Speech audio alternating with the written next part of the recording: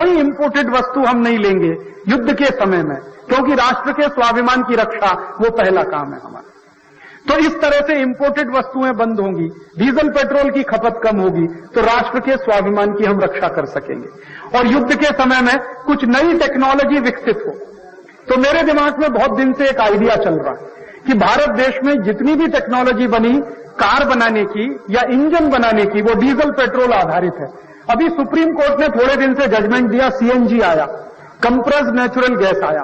तो compressed natural gas के आधार पर अब इंजन बनने लगा, क्योंकि सीएनजी अपने देश में है।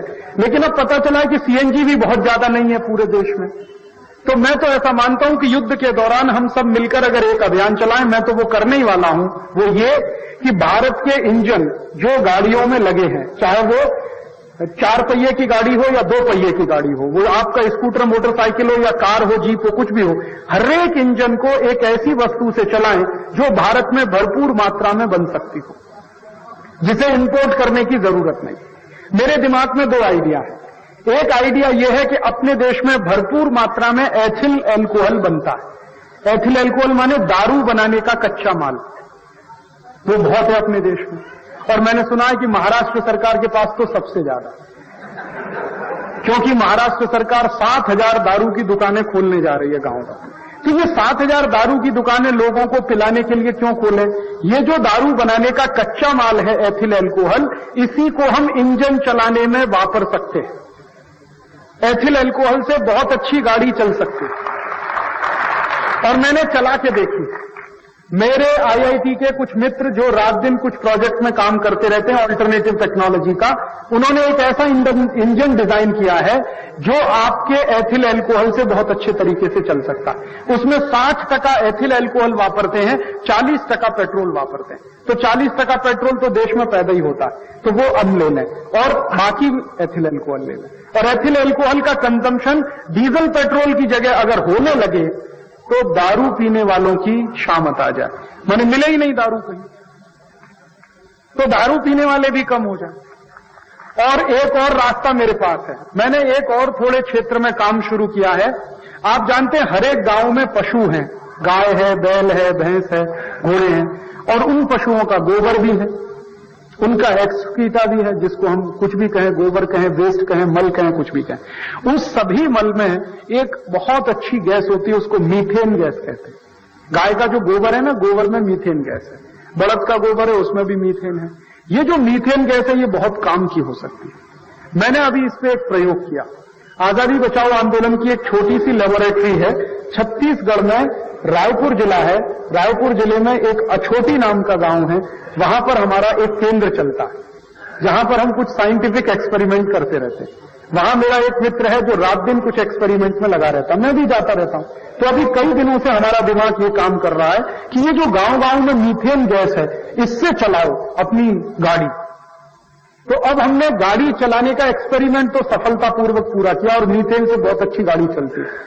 और हम वहां अछोटी गांव में अपने केंद्र की 4 पहिए की गाड़ी और 2 पहिए का स्कूटर दोनों मीथेन गैस से चलाते हैं।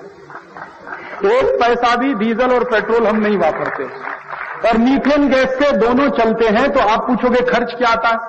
मेरा जो स्कूटर वहां मीथेन गैस से दौड़ता है, वो स्कूटर 1 किलोमीटर जब चलता है तो खर्चा मात्र उसका 13 से 14 पैसा आता है। 1 किलोमीटर मात्र 13-14 पैसा। मेरी 4 पहिए की गाड़ी जब चलती है और मीथेन गैस से 1 किलोमीटर, तो उसका खर्चा 35 से 40 पैसा आता है बस।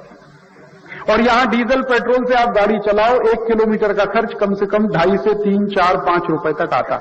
मेरा तो 25-30 पैसे में ही काम चल जाता। अब मैंने क्या शुरू किया है कि ये जो मीथेन गैस है, ये इसी इंजन में काम कर सकती है जो इंजन आपके पास है, एग्जिस्टिंग इंजन। उसमें कोई चेंज करने की जरूरत नहीं। बस उसमें प्रॉब्लम क्या आ रही है? प्रॉब्लम ये आ रही है कि वो मीथेन गैस को सिलेंडर में कैसे भरें, क्योंकि ओपन है, वो तो खुली हुई है। तो अभी हम लोग सारा रात दिन मगजमारी कर रहे हैं कि इसको सिलेंडर में कैसे भरें। तो मैंने एक छोटे सिलेंडर बनवाए, छोटे छोटे 1 किलो 2 किलो के। तो छोटे सिलेंडर में भरना आसान है, उसके लिए एक मशीन डिजाइन किया। वो मशीन उसी गांव में हमने लगवाई। 3.5-4 लाख रुपए में मशीन बनके तैयार हुई। उसका डिजाइन हम लोगों ने तैयार किया। अब वो मशीन क्या करती है? छोटे गैस के सिलेंडर भरती है। तो एक किलो, 1.25 किलो, 1.5 किलो का सिलेंडर स्कूटर में बड़े आराम से फिट होता है और स्कूटर उससे बड़े आराम से दौड़ता है। अब मैंने ये सोचा है कि ये काम अगर हम करें तो पूरे देश में बड़ी क्रांति हो सकती है। कैसे? हर एक गांव में मीथेन गैस है और इफरात में है, क्योंकि हर एक गाय में गाय, बैल, बकरी, घोड़े सब हैं, तो उनका वेस्ट भी है। वेस्ट है तो मीथेन गैस है, और वो वेस्ट तो बेकार ही पड़ा हुआ है। हम उसको ठीक से खड्डा खोद के डालें, गोबर गैस के प्लांट लगा लें, उसमें से मीथेन गैस का प्रोडक्शन हो, वो मीथेन गैस को सिलेंडर में भर लें, सिलेंडर में भर के हमारी गाड़ी में लगा लें, गाड़ी उससे दौड़ना शुरू करे, तो भाड़ में जाए डीजल और भाड़ में जाए पेट्रोल, अपने को क्या लेना देना नहीं।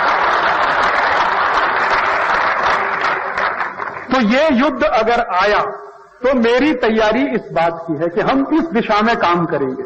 अपने को ना अमेरिका के साथ जाना है ना इस्लामिक देशों, अपने को अपना रास्ता बनाना है और अपना रास्ता इसी में से बनेगा।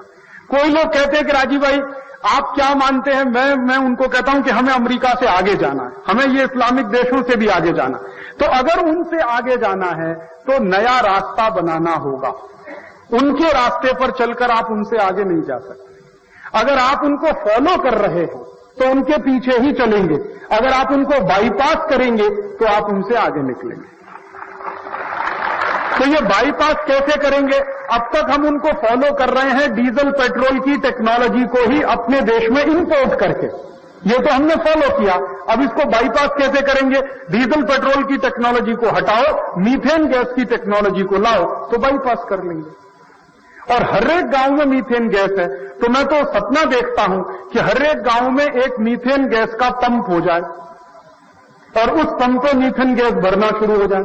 तो गाड़ियों में सिलेंडर लगा दिए जाएं, जैसे हम डीजल पेट्रोल भरते हैं वैसे ही सिलेंडर फिट रहे, उनमें मीथेन गैस भरो, आगे चलो, दूसरा भरो, आगे चलो। तो सीएनजी गैस के पंप खड़े करने में सरकार को अरबों डॉलर का खर्च है, मीथेन गैस के पंप खड़े करने में ये खर्च नहीं आएगा।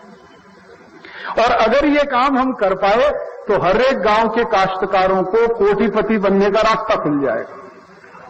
कैसे बनेगा काश्तकार कोटिपति? ऐसे ही तो बनेगा कि जो उसके पास कच्चा माल है उसको भाव दिलवा दो तो कोटिपति होगा। उसके पास गोबर सबसे ज्यादा मात्रा में है, क्योंकि 22 करोड़ पशु हैं उसके पास, मुफ्त का पड़ा हुआ है, कोई उसको पूछता नहीं है, उसी की कीमत लगा दो। और इतनी लगा दो कि जब मीथेन गैस पे गाड़ी दौड़ने लगे तो गोबर का भाव 50 रुपए किलो तक पहुंच जाए, लगा दो तो लगा दो तो देखो काश्तकार बढ़ता है कि नहीं बढ़ता। तो अपने देश के लिए इसमें से क्या रास्ता निकलता, वो ये निकलता। तो इसमें मैं फिर रिपीट करना चाहता हूं कि युद्ध अभी होगा, ये नहीं रुकेगा, क्योंकि अमेरिका बिल्कुल आमादा है। अमेरिका को मंदी दूर करनी है, वो अटैक करेगा। उस अटैक को रिटेलिएट करने के लिए इस्लामिक देश एक होंगे। उनमें हो सकता है 2-3 देश अमेरिका के साथ जाएं, बाकी सब एक साथ होंगे। ये भयंकर चलेगा। इस भयंकर युद्ध में करोड़ों लोग मारे जा सकते हैं, करोड़ों लोग मारे जा सकते हैं। उनमें आप कभी अफसोस नहीं करना कि आपके कोई भाई बंद मरे, क्योंकि अमेरिका में जो रह रहे हैं उनके मरने की चांसेस सबसे ज्यादा है। तो मैं तो आपको कहता हूं कि चिट्ठी लिख दो तुरंत। आपके जितने रिश्तेदार अमेरिका में कह रहे हो, कह दो कि तुरंत भागा होगा। वो कहेंगे भाई बैंक अकाउंट को तो छोड़ के आ जाओ, भाई जिंदगी प्यारी है अभी, ये बैंक अकाउंट के चक्कर में मत फंसो। क्यों? युद्ध अगर शुरू हुआ तो आप ये जान लीजिए ना वॉशिंगटन सुरक्षित है ना न्यूयॉर्क सुरक्षित है, क्योंकि अमेरिका जिनको मारेगा उनके पास भी अमेरिका को मारने की शक्ति है, वो कमजोर नहीं है, और उनको अमेरिका की ही कंपनियों से वो शक्ति मिली, तो मारेंगे वो भी अमेरिका को। तो अमेरिका के भी कई देश, कई शहर निशाने पर हैं, यूरोप के भी शहर निशाने पर हैं, और उसमें लोग मरेंगे तो अपने भी लोग मरेंगे, क्योंकि 30-35 लाख हिंदुस्तानी अमेरिका में रहते हैं। तो इन हिंदुस्तानियों को कहो कि भाई बहुत खा लिया तुमने अमेरिका का डॉलर, अब आ जाओ। वो कहते ना लौट के बुद्धू घर को आओ, तो आ जाओ जल्दी, नहीं तो गए काम से। और काम से कैसे जाएंगे? वैसे काफी काम से तो चले गए। अमेरिका में मंदी है, मंदी में 66,000 .com कंपनियां बंद हो गई, तो 1.25 लाख हिंदुस्तानियों को निकाल बाहर किया उन्होंने, और उनका वीजा रिन्यू नहीं हो रहा, और वो तो कह रहे हैं कि भाग जाओ आप जल्दी से हिंदुस्तान। अब ये ही लालच में है जो वहां पड़े हुए हैं, वो इस लालच में कि शायद कल नौकरी मिल जाए, परसों नौकरी मिल जाए। तो आप उनसे कहो कि बहुत लालच हो गया, अब ज्यादा चक्कर में मत फंसो, जिंदगी बचानी है तो भारत में वापस आ जाओ। फिर पूछेंगे काम क्या है, तो अपने पास बहुत काम है, बुलाओ तो सही ना। ये मीथेन गैस का जो सिस्टम चलेगा इन्हीं में लगाएंगे ना सब। बहुत काम है अपने का, काम की कुछ कमी नहीं। क्योंकि जब ये सिस्टम चलेगा ना तो टेक्नोलॉजी बनेगी, डिमांड खड़ी होगी तो सप्लाई साइड लानी पड़ेगी, तो कई प्रोडक्शन यूनिट लगानी पड़ेगी, उसको कौन चलाएगा? यही लोग चलाएंगे। आ जाए तो काश्तकार तो कच्चा माल सप्लाई करेगा, ये उसकी टेक्निकल साइड संभालेंगे, और हो सकता है इसमें से कोई नई चीजें भी निकल आए। मैंने तो एक एथिल अल्कोहल की बात कही, मैंने तो एक मीथेन की बात कही, हो सकता है और 50 चीजें इसमें से निकल आए, क्योंकि जब एक नई रिसर्च शुरू होती है इनोवेटिव, तो वो 50 रास्ते खोलती है दुनिया में। एक रिसर्च शुरू होती है, बहुत सारे रास्ते खुलते हैं, तो अपने लिए भी रास्ते उसमें से खुलेंगे। तो जब युद्ध हो तो हमें हमारे देश के लिए स्वाभिमान की रक्षा करनी है, और स्वाभिमान की रक्षा करने के लिए हमें संकल्प लेना होगा। और वो संकल्प ये कि जैसे ही युद्ध शुरू हो, मैं आप सबसे विनम्र निवेदन कर रहा हूं, डीजल पेट्रोल का खर्च बिल्कुल खत्म करें।